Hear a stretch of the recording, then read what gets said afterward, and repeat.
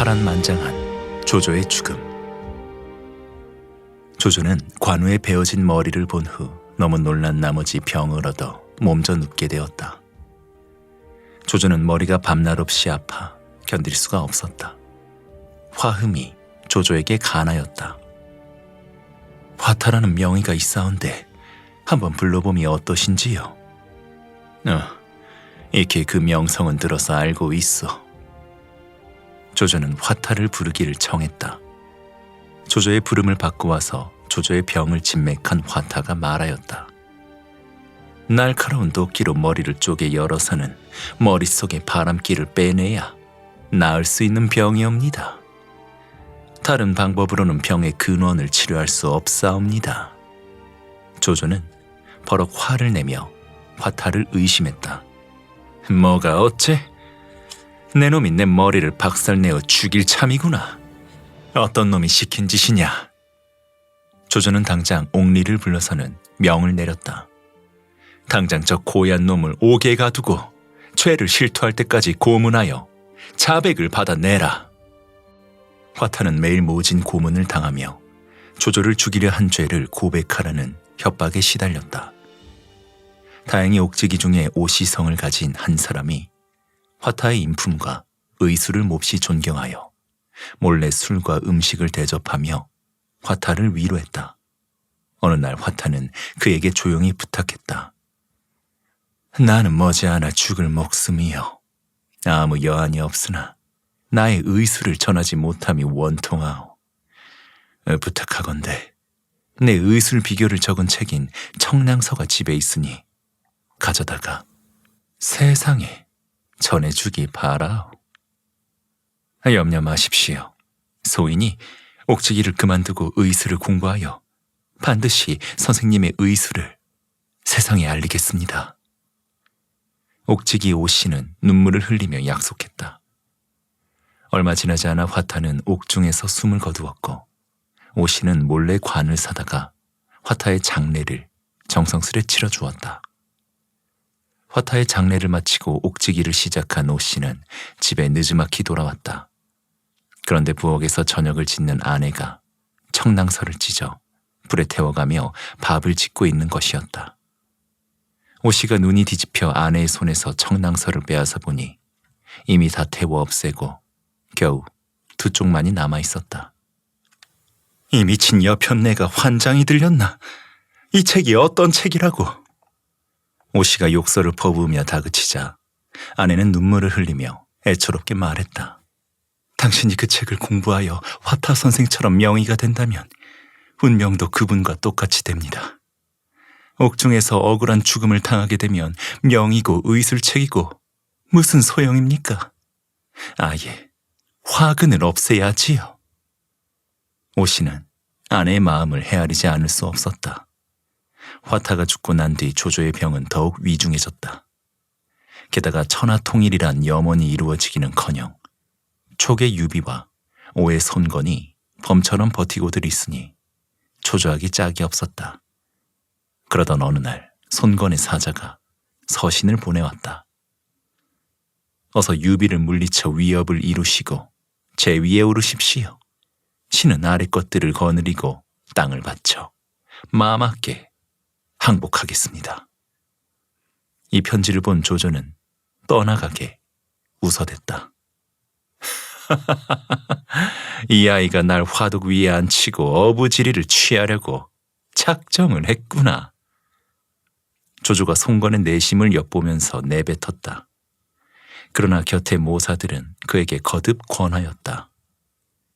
대왕의 위협이 이제 만천하에 알려졌으니 응당 제 위에 오르셔야 합니다. 조조는 한사코 거절했다. 아니다. 이제 나는 이미 왕위에 이르렀거늘 더 이상 뭘 바라겠느냐.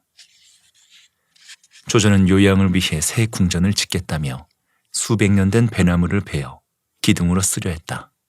헌데 베려고 해도 베어지지 않자 조조가 친히 나서서 배나무에 칼을 꽂았다. 순간 배나무에서 피가 쏟아졌다. 조조는 배나무의 피를 온몸에 뒤집어 쓰고 혼절했다. 궁으로 돌아온 조조는 헛소리를 계속 짓거렸다. 네 목숨을 가지러 온 배나무 신이다. 조조는 집요하게 쫓아오는 배나무 신에게 시달리고 자신이 죽인 복황후와 동귀인, 황자 등 수십 명의 원혼에게 쫓기며 하룻밤에 몇 차례씩 까무라치고 소스라쳐 깨곤 했다. 조조는 자신의 병이 돌이킬 수 없는 지경에 이르렀음을 깨닫고 모든 문무백관들을 불러 후사를 부탁하기로 했다. 둘째 창은 용감하나 지모가 떨어진다. 셋째 식은 총명하나 방탕하고 사치스러우며 성실하지 못하다.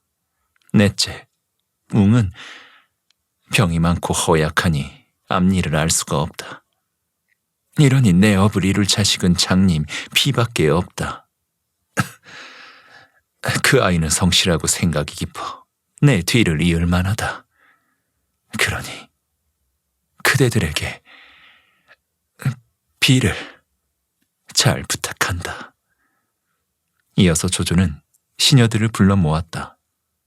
그는 간직하고 있던 향대를 나누어 주며 말했다. 너희들은 내가 죽은 후에는 각자 재주를 익혀 길쌈하고 신을 삼아 팔아서 스스로 살아갈 능력을 기르도록 해라. 그리고 내가 세상에 뜨면 무덤을 72곳을 만들어 진짜 내 무덤을 찾지 못하게 해라. 내가 죽은 후 누군가 내 무덤을 파는 것을 막기 위함이니 명심하라. 유언을 마친 조조는 깊이 탄식하더니 눈물을 비오듯 흘렸다. 그러다 이내 혼절하여 다시 깨어나지 못했다. 건한 25년 정월 일대를 풍미했던 간웅 조조가 파란만장한 일생을 마치니 그의 나이 66세였다. 조조의 운구 행렬은 낙양에서 업군으로 이어졌다. 조조 수하의 모든 관리들이 성박 심리까지 나와 조조의 마지막 가는 길을 전송했다. 장남 조비는 엎드려 통곡하며 일어날 줄 몰랐다.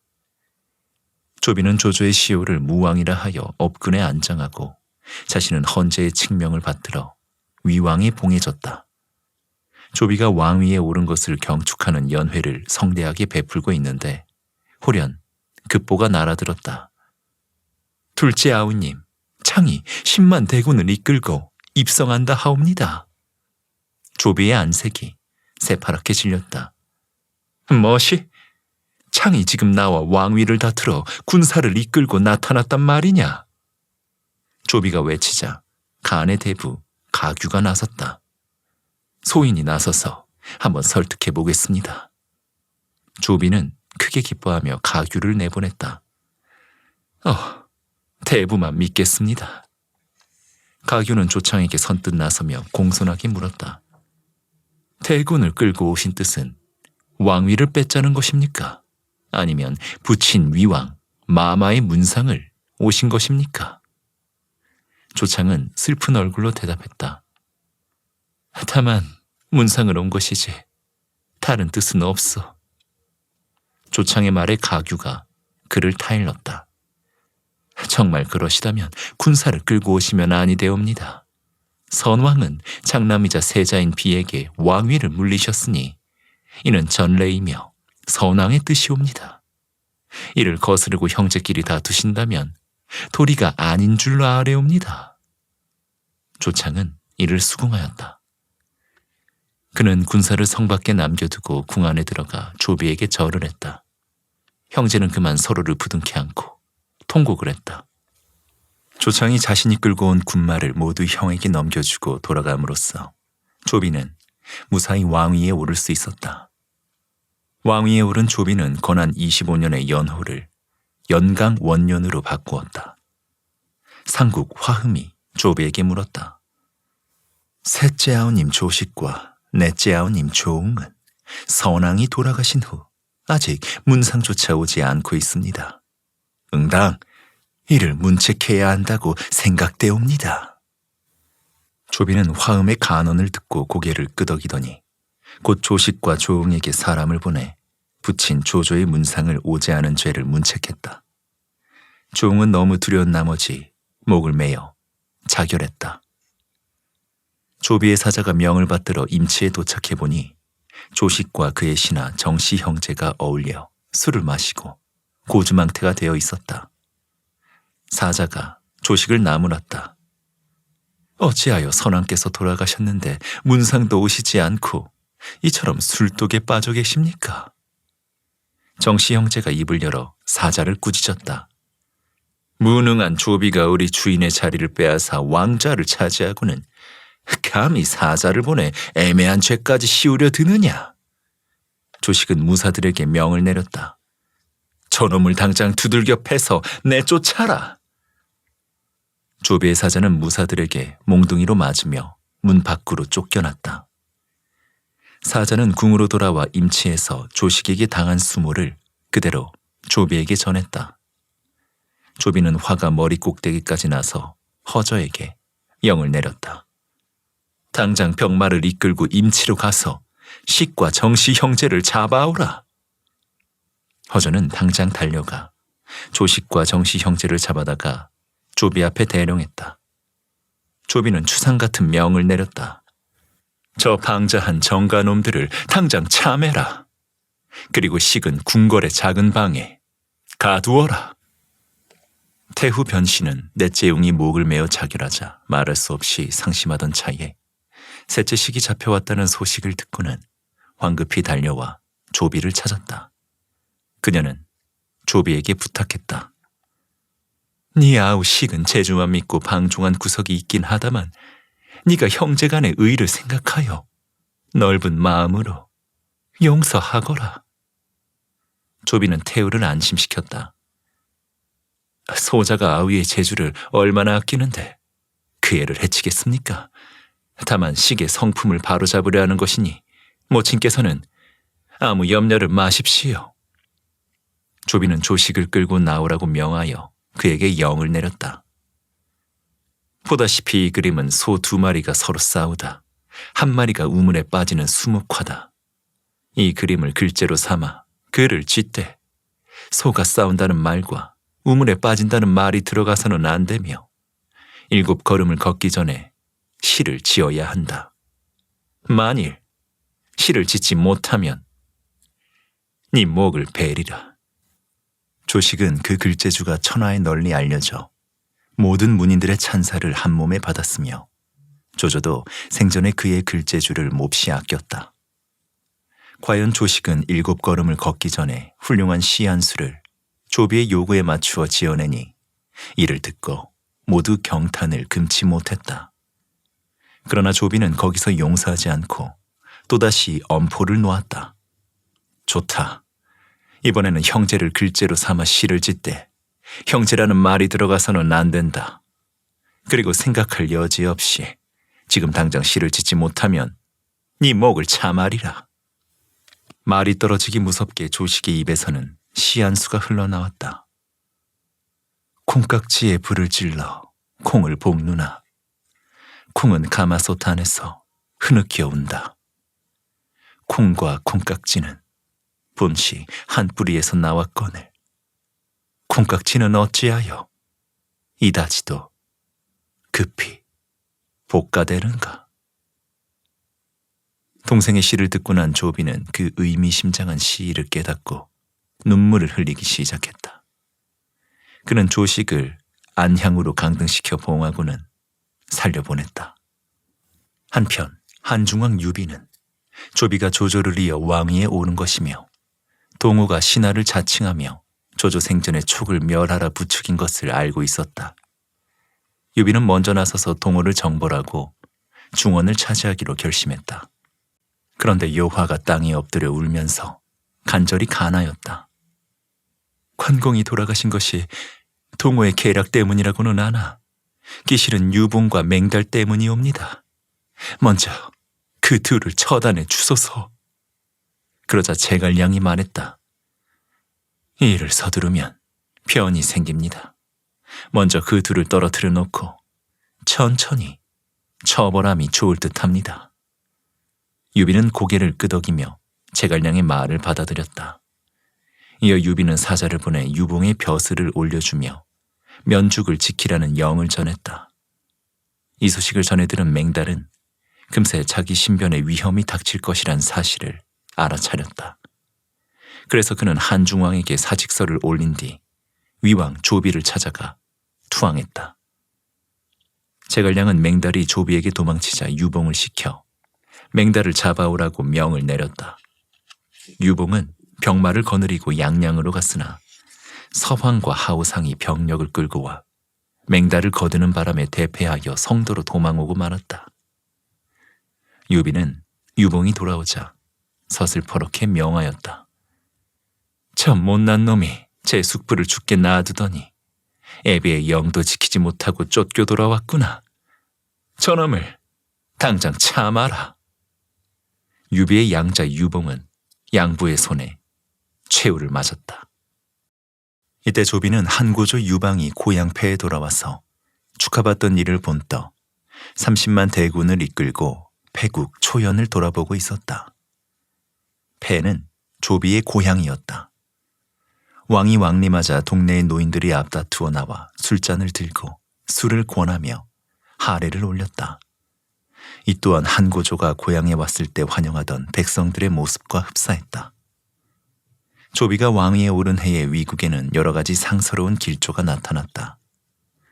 화흠을 비롯한 40여 명의 신하들은 대전에 들어가 헌제를 알현하며 입을 모았다. 위왕이 즉위하시고 나니 봉황이 내려와 춤을 추고 기린이 나타났으며 황룡이 모습을 보였습니다. 이는 위가 한을 대체하여 나라를 세울 징조입니다. 군신들이 심사숙고한 후 아우래는 말씀이온데 이제 한조는 물러나야 할 때가 되었사옵니다. 그만 제 위를 위왕께 넘기십시오. 헌제는 하늘이 무너질 것 같았다. 아니, 그깟 허황되고 망령된 징조만 믿고 선대부터 이어온 400년 황조를 내놓으란 말이요. 헌제는 울면서 뒷전으로 물러갔다. 이튿날 군신들은 다시 헌제를 찾아와 제위를 물려주는 일을 논하고자 했다. 헌제는 두렵고 겁이 나 감히 나가려고 들지 않았다. 그러자 조홍과 조휴가 칼을 차고 들어와 헌제에게 무례하게 채근했다. 어서 나와 제위를 물리실 일을 논하십시오. 헌제의 왕후 조씨는 조조의 딸이자 조비의 누이였다. 그녀가 분을 참지 못하고 소리쳤다. 아니, 오라버니가 어찌하여 감히 이렇듯 역적질을 하신단 말이오. 반드시 하늘에서 그 응분의 제과가 내려올 것이요. 너희들에게도 후에 그 대가가 있을 터이니 기다리거라. 황후 조씨는 퍼붓더니 통곡하며 후당으로 물러갔다. 헌제가 마지못해 후당 밖에서 나오니 화흠과 역적들이 작당을 하여 협박을 가했다. 이제 그만 제위를 위왕께 양도하시고 옥새를 주십시오. 비켜라. 헌제가 이들을 물리치고 뒤쪽에 당으로 가려 하자 화흠은 헌제의 옷소매를 잡고 놓아주지 않았다. 조홍과 조휴가 칼을 뽑아들고 옥새를 내놓으라 하니 일국의 황제가 당하는 어떤 치욕이 이보다 더하랴 싶었다. 뜰 아래 질비한 것은 모두 위의 병사들이고 헌제의 편은 누구 하나 없었다. 어쩔 수 없이 헌제는 눈물을 흘리며 제위를 위왕에게 양도하겠다고 약속했다. 헌제가 이내 조서를 내려 화음에게 건네자 화음은 이를 받들어 위왕 조비에게 전했다. 조비는 천자의 조서를 받자 기뻐서 속마음을 숨길 줄을 몰랐다. 곁에 있던 사마이가 직언했다. 그 조서를 그대로 받으시면 아니 되옵니다. 선왕께서 왕의 봉작을 받으실 때도 3번 사양하셨습니다. 마마께서도 표를 올려 이를 거듭 마다하신 후에 제위에 오르셔야 제위를 찬탈했다는 비방을 듣지 아니하고 천하에 민심을 얻습니다. 조비는 이를 수긍했다. 경의 말이 정말 옳습니다. 조비는 헌제가 내린 제위를 2번이나 사양했다. 이에 화흠이 헌제에게 재차 간하였다. 제위를 양도할 단인 수선대를 올리도록 명하시고 그 단 위에서 위왕께 제위를 양도하십시오. 그리하면 위왕도 더 이상 물리치지 않을 것이옵니다. 기실 이것은 황제에게 명령을 내리는 것과 진배없었으나 헌제는 이미 이를 반박할 힘이 없었다. 마침내 길이를 잡아 문무백관과 30만 대군이 보는 가운데 헌제는 조비에게 제위를 물려주었다. 제위에 오른 조비는 연호를 연강 원년에서 황초 원년으로 또다시 바꾸었다. 헌제는 사냥공에 봉해져 사냥으로 내쫓겼다가 결국 조비에 의해 시해되어 한많은 황제의 일생을 마치게 되었다. 조비가 제위를 받는 일과 헌제가 시해당한 일은 모두 유비에게 전해졌다. 유비는 이를 듣고 통곡을 그치지 못했다. 유비는 영을 내려 문무백관들에게 상복을 입게 하고 제를 올렸으며 헌제의 시호를 효민 황제로 모셨다. 이때부터 유비는 너무 상심이 커서 병석에 눕고 말았다. 모든 정무는 제갈량에게 처리하도록 했다. 제갈량은 유비가 한나라 황실의 전통을 이어야 한다고 생각하고 허정을 불러 논의했다. 이어 유비에게 표를 올린 제갈량은 한나라의 정통을 이어받아 황제의 자리에 오를 것을 청하였다. 유비는 한사코 사양했다. 하루아침에 황제의 자리에 오르는 것은 제비를 찬탈하는 행위와 별다를 바 없습니다. 이는 진정 의에 어긋나고 불충한 행위요. 대신들이 진심으로 제위에 오르시라고 제3청했으나 유비는 끝까지 이를 허락지 않았다. 그러자 제갈량은 급작스레 병을 얻었다며 아예 바깥 출입을 하지 않았다. 제갈량이 병이 위중하다며 바깥에 나오지 않자 유비는 심히 염려되어 병문안을 갔다. 유비는 제갈량에게 자상하게 물었다. 군사는 많이 편찮으십니까? 제갈량은 매우 위중한 병인 양 말속에 힘이 없었다. 근심이 마음을 태워 얼마 살지 못할 것 같습니다. 주공께서 군신들의 마음을 외면하시고 제위를 한사코 물리시니 이제 문무대신들이 모두 흩어질 것입니다. 그러면 위와 동호가 촉을 공격할 터이니 어찌 서천을 지킬 수 있겠습니까? 이를 생각하면 소인의 병이 어찌 갈수록 위중해지지 않을 수 있겠습니까? 유비는 마지못해 제위를 응낙했다. 정말 그러하다면 군사의 병이 다 나은 후 제위에 오르는 것을 차차 생각하겠습니다. 유비의 말이 끝나자마자 제갈량은 언제 아팠냐는 듯 벌떡 일어나서 기쁜 목소리로 아뢰었다. 그 말씀을 듣고 신의 병은 다 나았습니다. 병풍 뒤에 숨어서 기다리던 문무백관들도 일제히 쏟아져 나오며 엎드려 절을 올렸다. 폐하, 곧 대례를 거행하겠사옵니다.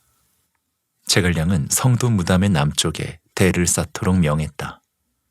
대가 완성되자 대례가 거행되었다. 유비는 단 위에 올라가 하늘을 향해 제를 지냈고 제갈량은 문무백관들을 이끌고 유비에게 옥새를 바쳤다. 모두 끌어앉아 유비에게 하례를 올리며 기쁨에 겨워 만세를 불렀다. 이때부터 유비는 연호를 장무 원년으로 바꾸었으며 황후 오씨는 황후에 봉하고 유선을 태자에 봉하였다. 또한 제갈량을 승상에 앉히고 허정을 사도로 삼았다. 살해당한 장비. 유비는 제위에 오르고 나자 동호를 물리쳐 관우의 원수를 갚고 싶었다. 유비가 군사를 일으키기 위해 문무백관을 불러놓고 조서를 내리려 하자 조자룡이 계단 밑에 엎드려 간하였다. 아니 되옵니다, 폐하. 한나라의 역적을 치는 것은 공적인 일이나 형제의 원수를 갚는 것은 사적인 일이옵니다. 원컨대 폐하께서는 천하를 굽어 살펴주소서. 하지만 유비는 자신의 생각을 굽히지 않았다. 짐은 아우의 원수를 갚지 못하면 만리 강산을 가진다 해도 귀하게 생각되지 않소. 유비는 조자룡의 만류에도 불구하고 영을 내려 동호를 공격하라고 하는 한편 5개의 사신을 보내 병사를 빌려줄 것을 정했다. 이날로부터 유비는 매일 훈련장으로 나가서 병사들의 훈련을 참관하고 친히 정벌에 나갈 요량으로 자신이 탈 수레도 준비하도록 일렀다. 제갈량이 나서서 조목조목 따지며 유비의 참전을 만류하자 유비도 점차 후회하는 마음이 생겼다. 그러던 때에 장비가 달려왔다. 유비와 장비는 서로 부둥켜 안고 관우의 죽음을 애통해하며 목이 쉬도록 통곡했다. 장비가 유비에게 간청하였다. 폐하, 부디 도원결의의 맹세를 잊지 마십시오. 반드시 둘째 형님의 원수를 갚아야 합니다. 이로써 유비는 곧 동호를 멸하여 관우의 원수를 갚을 것을 거듭 약주하고는 장비에게 말했다. 아우는 술이 너무 과하니 이를 조심해야 하네. 그리고 술에 취하면 병졸들을 채찍으로 때린다고 하니 그래서야 되나? 유비는 장비의 나쁜 주사를 나무랐다. 낭중으로 돌아온 장비는 부하들에게 명령했다. 전군이 상복을 입고 흰 깃발을 들고 동호를 칠 터이다. 그러니 앞으로 사흘 안에 백기와 흰 갑옷을 모두 준비해 놓아라. 부장 범강과 장달이 장비를 찾아와 청했다. 사흘 안으로 준비하기는 어려우니 기한을 조금만 늦추어 주십시오.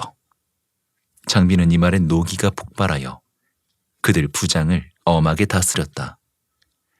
반드시 사흘 안으로 만들어야 한다. 만일 못하면 내 놈들의 목을 치리라. 그리고 여봐라. 저 두 놈의 등짝을 채찍으로 50대씩 후려쳐라. 채찍으로 50대를 맞고 난 범강과 장달은 고통을 못 이겨 죽을 것 같았다. 온 등에는 피가 낭자했다. 그들은 몰래 공모를 하였다. 사흘 안으로 물건을 다 만드는 것은 불가능하네. 이래 주거나 저래 주거나 마찬가지이니 우리 죽을 각오를 하고 아예 장비를 없애버리세. 그들은 밤이 되자 중요한 보고가 있다고 문지기를 속이고는 장비가 만취해서 떨어진 침실로 들어갔다. 장비는 섬뜩하게도 눈을 뜬 채 자고 있었다. 범강과 장달은 그 눈을 보자 무서워서 감히 손을 댈 엄두가 나지 않았다. 그들이 포기하고 돌아서려는 순간 장비의 코 고는 소리가 들리자 이내 안심하여 품고 있던 단도를 꺼내 장비의 배와 가슴을 동시에 찔렀다. 장비는 외마디 비명을 지르며 저 세상 사람이 되고 말았다. 장비의 수급을 베어 동으로 도망친 범강과 장달은 손건에게 투항했다. 이때 유비는 병력을 이끌고 동호로 향하는 중이었다. 어느 날 밤 호련 서북편 하늘에서 유난히 크고 밝은 별이 떨어지는 것을 본 유비는 까닭 없이 살이 떨리고 우울하며 불안해지기 시작했다. 제갈량에게 사람을 보내 천문을 해석해 보도록 청하니 명장 하나를 이를 조짐이라 전해왔다. 과연 얼마 후 낭중에서 장군들이 와서 유비에게 표를 올리며 장비의 비보를 알렸다. 장비의 죽음을 안 유비는 통곡하다 그대로 혼절하여 쓰러졌다. 이튿날 장비의 아들 장포가 달려와 장비의 죽음을 아뢰었고 뒤이어 관우의 아들 관흥도 달려왔다. 유비는 두 조카의 모습을 보자 앞서간 아우들의 모습이 눈에 밟혔다. 유비는 두 조카를 부여안고 또다시 그칠 줄 모르고 통곡해 대었다. 장군과 모사들은 유비가 허구한 날 통곡만 하고 있자 앞일이 못내 염려스러웠다. 은거하고 있는 선비 이의가 인간사의 기륭 화복을 꿰뚫고 있다고 전해지자 그를 청하여 데려왔다. 유비는 이의에게 가르침을 청하였다. 내가 두 아우의 원수를 갚으려 군사를 일으켰는데 앞일이 어찌 될 것 같소? 이의는 지필묵을 달라고 하여 종이 위에 말과 창, 활 등 병기를 그려나갔다. 40여 장을 그리던 이의가 홀연 그 그림들을 모두 찢어버렸다. 그러더니 그림 한 장을 다시 그리기 시작했다. 한 사람이 땅에 반드시 누워있고 옆에 있는 사람이 그 사람을 땅에 묻는 그림이었다. 그리고 그 위에 흰 백자를 썼다. 그림을 다 그리고 나자 이의는 유비에게 공손히 머리를 숙여 인사하고는 그 길로 말없이 떠났다. 이의가 그린 그림은 확실히 보는 사람에게 불길한 느낌을 주었다. 유비는 기분이 몹시 언짢아져 왔다. 머리가 이상한 노인이구나. 당장 그림을 불태워라. 유비는 명령을 하달하고 군사를 이끌어 계속하여 앞으로 갈 길을 재촉했다. 송건은 유비가 친히 70만 대군을 이끌고 아우들의 원수를 갚으러 동으로 쳐들어온다는 소식을 듣고는 문무백관들을 소집하여 긴급 회의를 열었다. 모두들 놀란빛이 역력했다. 제갈근이 송건에게 아뢰었다. 신이 유현덕을 만나 이번 전쟁의 이해득실과 도리를 따져 화해를 청하고 군사를 돌리도록 설득해 보겠습니다. 송건은 적이 마음을 놓으며 이를 허락했다. 길을 떠난 제갈근이 유비를 만나 간곡히 말을 전했다. 지금 오후께서는 촉과의 화친을 바라고 계십니다. 비록 관공이 돌아가셨다고는 하나 이미 여몽이 죽었으니 원수는 갚아진 것이며 오후께서도 관공을 돌아가시게 한 것을 후회하고 계십니다. 폐하께서도 그만 저희 오와의 화친을 윤허하시어 함께 역적 조비를 토벌하시길 청하는 바입니다. 또한 화친의 의미로 형주를 돌려드리겠으며 손부인도 촉으로 돌아가시도록 하겠습니다. 유비는 크게 노하여 목청을 내질렀다. 그대가 우리 공명군사의 형님이 아니었던들 목숨을 보존치 못했을 것이요. 난 어떤 일이 있어도 내 아우를 죽인 원수와 같은 하늘 아래 살 수 없어. 당장 송건에게 돌아가서 내게 목을 갖다 바칠 준비나 하고 있으라. 전하시오. 제갈근도 더 이상 어쩔 수 없음을 알고는 빈손으로 동으로 돌아갔다. 제갈근이 돌아와 유비의 강경한 태도를 전하자 손건도 유비가 절대 군사를 돌리지 않을 것임을 알아차렸다. 고심에 빠진 송건이 대책을 강구하고 있는데 조자가 나서서 말했다. 위에 조비를 찾아가 이에 득실을 말하며 촉병을 치도록 권하시면 동호는 무사할 것입니다.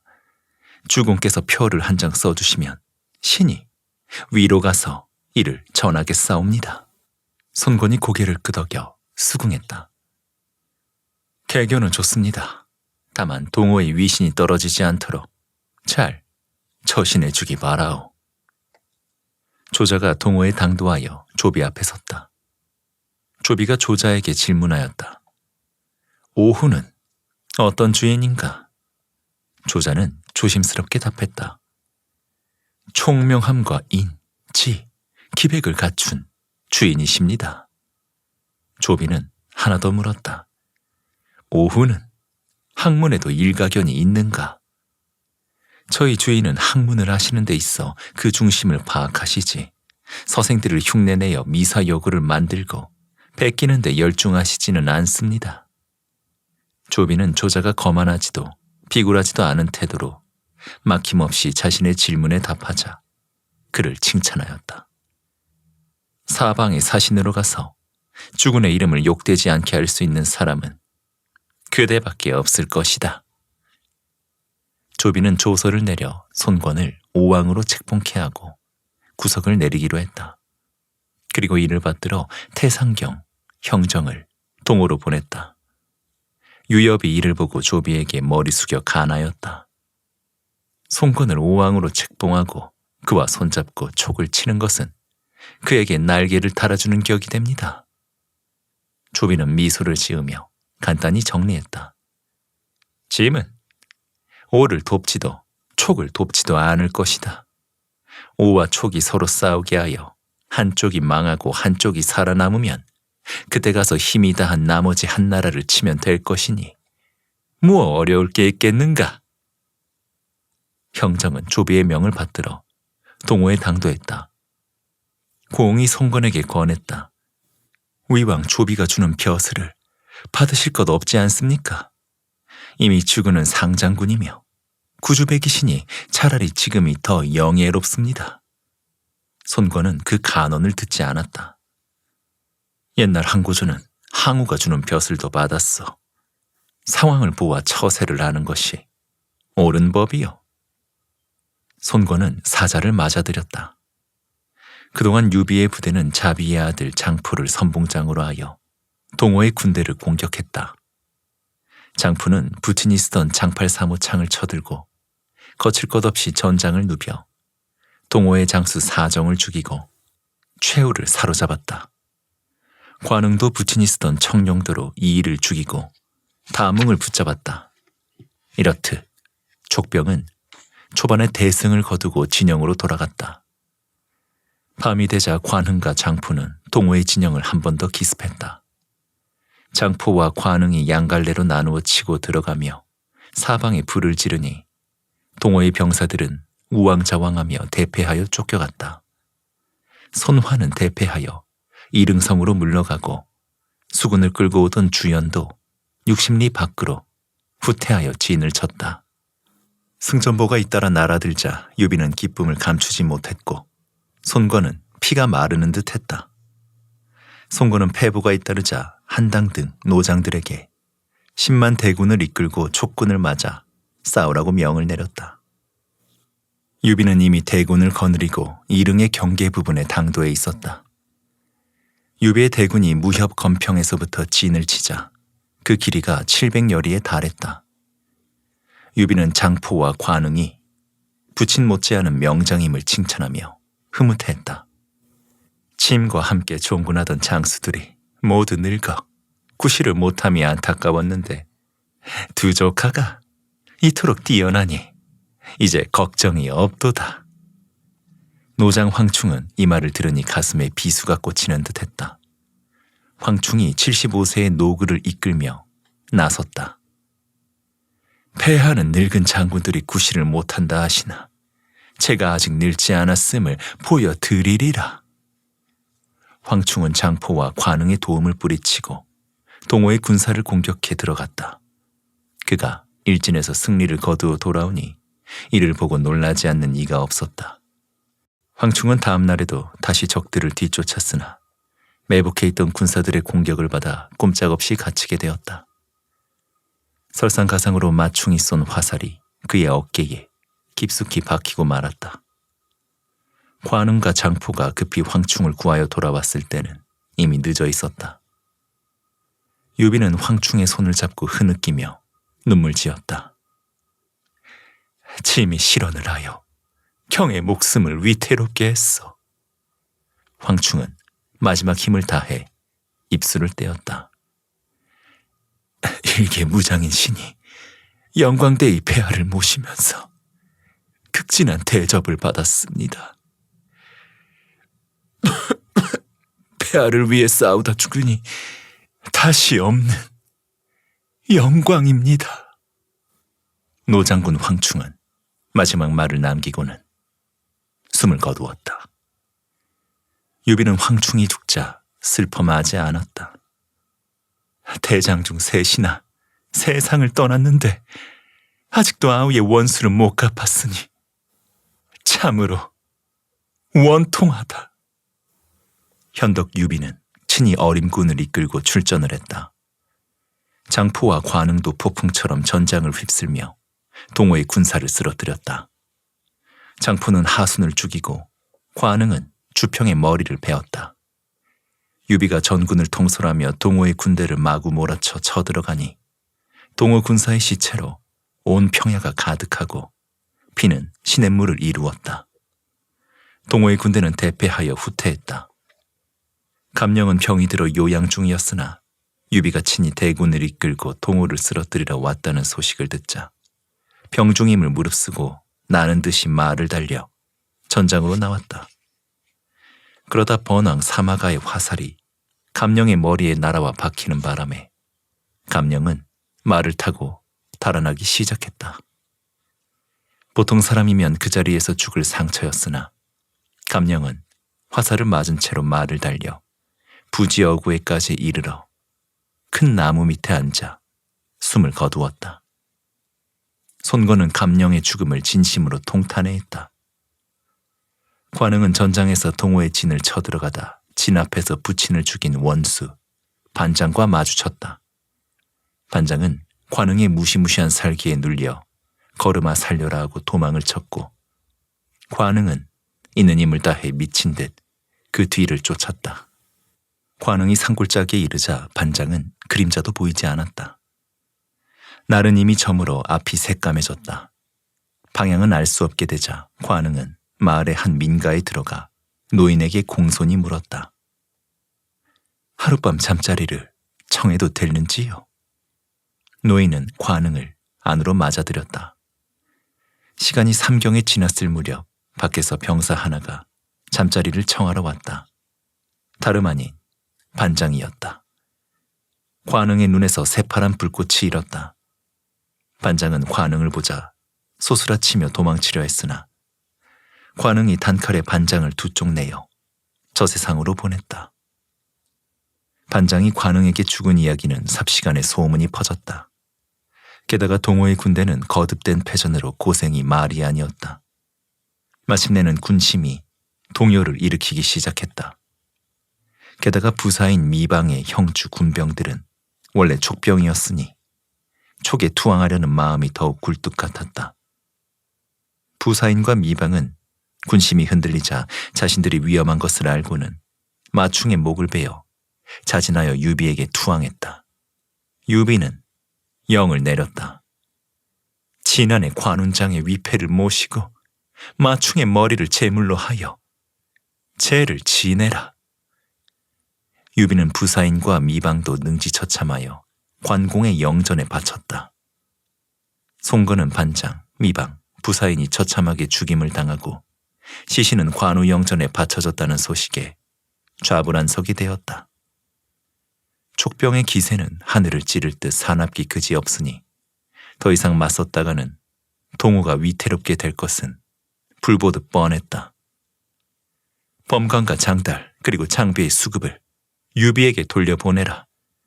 그리고 이것은 화친을 청하는 뜻이니 그만 군사를 돌려보내고 후에 힘을 합쳐 위를 멸하자고 간청해보라. 송건은 마지막 명을 내렸다. 범관과 장달이 결박당한 채로 유비 앞에 끌려오고 장비의 수급도 온전히 보존되어 도착하자마자 유비와 장포는 또 한바탕 통곡을 하며 장비의 넋을 기렸다. 유비는 장비의 위패를 모시게 하고는 범관과 장달을 장비의 영전 앞에서 능지처참하여 제물로 바치게 했다. 불바다 속의 촉군. 유비는 송건의 청을 거절하며 동호의 사자를 쫓아보냈다. 너희 주공에게 내가 동호를 멸한 뒤에 위를 멸하겠다고 전해라. 송건은 사자가 도착하여 유비의 뜻이 강경함을 전하자 문무백관을 모아 대책을 논의했다. 동호대장 감택이 손건에게 간하였다. 육손을 등용하십시오. 그의 지략은 주유에게 뒤지지 않습니다. 반드시 촉병을 물리칠 수 있을 것입니다. 장소와 고응은 반대하고 나섰다. 육손은 나이 어린 선비일 뿐이거늘 어찌 그리 큰 일을 맡기려 하십니까? 이에 감택이 더욱 큰 소리로 간곡히 간하였다. 만일 육손에게 일을 맡기지 않는다면 동호는 이대로 끝입니다. 신이 전 가족의 목을 걸고 아래는 말씀이옵니다. 송건은 감택의 소망대로 육손을 등용하기로 마음먹었다. 송건은 단을 쌓도록 명하였고 단이 완성되자 문무백관이 모인 자리에서 육손을 올라오게 했다. 송건은 육손에게 인수를 내려 대도독 겸 진서장군이자 누후의 봉하고는 보검을 하사하였다. 덧붙여 누구도 감히 불만을 표할 수 없도록 지시하였다. 만일 그대의 명을 어기는 자가 있으면 이 검으로 형을 집행한 후에 보고하라. 나라 안의 군사일은 과인이 다스릴 터이나 일단 나라 밖에 나서면 경이 책임지라. 동호의 신하들은 불만이 있어도 감히 표하지 못했다. 하지만 나이 어린 선비가 중책을 맡은 것을 달가히 여기는 이들은 아무도 없었다. 육소는 송건의 명을 받들어 병력을 이끌고 효정에 도착했다. 한당과 주태는 나이 어린 육손이 대도독으로 부임하자 몹시 고깝고 가소로웠다. 육손이 그들에게 명령을 하달했다. 모두 수비를 굳게 하고 함부로 경거망동하지 마시오. 이때 한담과 주태가 급히 보고를 올렸다. 지금 손한 장군이 이릉에 포위되어 갇혀 있습니다. 어서 도독께서 가서 구하시지요. 육소는 그 말을 묵살했다. 촉병을 물리치고 나면 손화는 스스로 포위망을 뚫을 수 있습니다. 육손의 대응에 모든 장수들이 불만을 터뜨리며 육손의 명을 들으려 하지 않았다. 육손은 손건이 하사한 보검을 뽑아 들고는 목소리를 가다듬으며 위엄있게 말했다. 누구라도 내 명령에 불복하여 군심을 어지럽히는 자는 이 칼로 처단하겠소. 육손의 서슬에 놀란 장수들은 그제야 감히 반항할 엄두를 내지 못한 채 각자 투덜대며 명령에 복종하는 수밖에 없었다. 유비는 육손이 새로 도독이 되었다는 소식을 듣고는 물었다. 육손은 어떤 사람인가? 마량이 답하였다. 그는 나이 어린 선비라고는 아나 치략이 보통이 아닙니다. 여몽에게 계략을 일러주어 형주를 취하고 관공을 죽게 만든 장본인이기도 합니다. 폐하께서도 그를 경계하셔야 합니다. 유비는 마량의 간언을 한기로 흘려들으며 말했다. 침은 용병수를 수십 년간 해온 사람이다. 어찌 그깟 젖비린내 나는 육손 따위를 두려워하겠는가? 유비는 병사들을 이끌고 거침없이 강 요새를 공격해갔다. 촉구는 육손의 진영 앞으로 가서 욕설을 퍼부으며 싸움을 부추겼다. 허나 오군이 돌아도 닦는지 꿈쩍을 하지 않자 유비는 차츰 초조해지기 시작했다. 때는 끔찍이도 더운 한여름이었다. 유비는 진을 철수시키고 숲속의 시원한 곳으로 군사를 이동시켰다. 기회를 보아 동호의 군대를 공격하기 위함이었다. 유비 자신은 친히 군대를 이끌고 산곡에 매복하고 오반에게 늙고 허약한 병사를 주어 산계곡 밖에 진을 치게 해 육손의 병사들을 유인하는 방책을 썼다. 육손이 오반의 군사들을 보고 공격해 들어오면 우리는 그 뒷길을 끊는다. 그리하면 육손은 꼼짝없이 붙잡히리라. 유비는 나름대로 계략을 세웠다. 마량은 유비가 숲으로 진을 옮겨 들어가는 방법을 보니 그다지 마음이 놓이지 않았다. 그는 유비에게 간하였다. 지금 제갈 승상께서 동천으로 가서 위병을 물리칠 계책을 세운다옵니다. 폐하의 병법을 그림으로 그려 승상께 물어봄이 어떨는지요? 유비는 웃음을 머금고 말했다. 그럴 필요까지는 없네. 하지만 굳이 묻고 싶다면 장군이 직접 그림을 그려 승상을 찾아가 보게. 마량은 유비의 허락이 떨어지자 진영을 그림으로 옮겨서는 동천을 향해 불이 나게 말을 채찍질했다. 그 사이 오반은 유비의 명을 받들어 유인책을 썼다.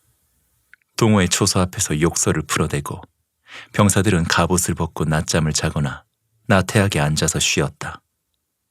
이를 본 동호의 군사들은 화가 나고 복장이 터졌다. 서성과 정봉은 화를 참지 못하고 육손에게 권했다. 동호의 병사들을 무시해도 유분수지. 저 작태들을 좀 보시오.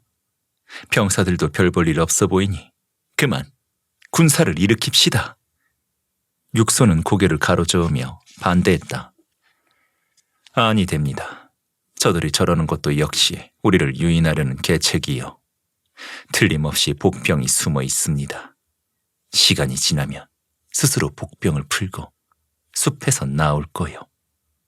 사흘 후면 모든 것을 알게 될 것입니다. 하지만 군사들의 원성은 갈수록 높아졌다. 조용히 기다리던 육소는 사흘이 지나자 장군과 모사들을 대동하고 요새 위로 올라가 촉병의 정세를 굽어보았다. 오반은 군사를 이끌고 이미 물러나 있었고 촉병은 유비를 호위하여 둘러싸고 산골을 나오고 있었다. 육손이 이런 모습으로 촉병이 나올 거라고 장군들에게 여러 번 예언했던 바였으니 모두가 놀랐다. 육손은 장군들에게 일렀다. 내가 군사를 움직이지 않은 이유는 촉병들이 스스로 지칠 때를 기다린 것이요. 이제 촉병들이 매복을 풀고 나왔으니 저들을 쳐부수는 것은 열흘 안에 끝날 것이요. 장군과 모사들은 육손의 선견지명과 탁견에 진심으로 탄복하며 그 후로는 마음을 다해 복종하기 시작했다. 유비는 산골에서 철수하고 나와 배를 타고 수군을 몰며 내려갔다. 동호의 국경 깊숙이까지 들어가서는 강변에 진을 치려 하자 부장 황건이 간하였다. 나아가는 것은 쉬우나 물러서는 것은 어렵습니다. 원컨대 신이 앞에 부대를 지휘하여 나가겠으니 폐하는 뒤에서 후신을 이끌어 주십시오. 만에 하나 폐하의 신상에 무슨 일이 일어날 때를 생각하여 그리함이 좋을 듯합니다. 그러나 유비는 웃으며 계속 진격을 명했다. 동호의 군사들은 지금 촉병의 위세에 눌려 간담이 서늘해져 사기가 바닥인데 짐이 앞에서 군대를 이끈들 무어 그리 두려울 것이 있겠는가? 위나라의 조비는 촉병이 동호에서 어떤 상황인지 상세한 보고를 듣고 있었다. 염탐군을 통해 유비가 주둔하고 있는 진영의 그림은 조비에게 낱낱이 전해졌다. 조비는 이를 보더니 만면에 웃음을 띠고는 중얼거렸다. 유비는 곧 육손에게 패할 것이다. 육손이 유비를 이기고 나면 그 승세를 몰아 서천을 취하려 들 것이다. 오군은 병력을 있는 힘껏 다 동원하려 할 터이니 그때 강동은 텅 비게 된다.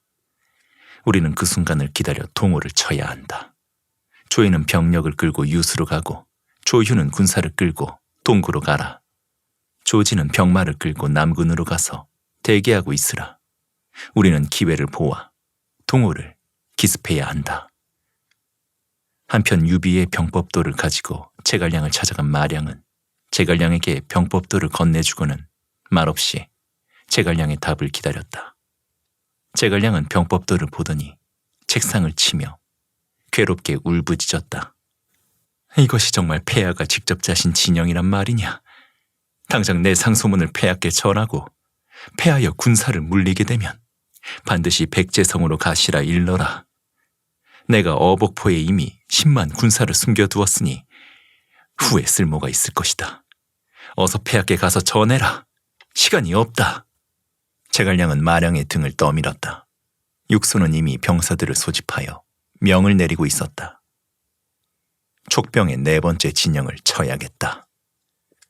육손의 말이 떨어지기 무섭게 한당, 주태, 능통이 서로 출전하겠다고 나섰으나 육손은 제지했다. 아니요, 장군들이 나설 일이 아닙니다.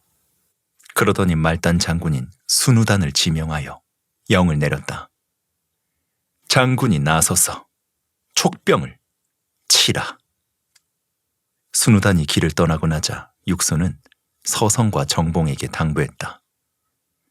장군들은 병사들을 이끌고 오리 밖에서 기다려 주십시오. 만일 순우단이 패하여 쫓겨오면 구해 주시오. 그러나 절대 촉병의 뒤를 쫓아서는 안 됩니다. 순우단은 육손의 명을 받아 촉군의 4번째 진영을 공격했지만 기세 사나운 사마가의 부대까지 만나는 바람에 대패하여 정신없이 도망쳐왔다.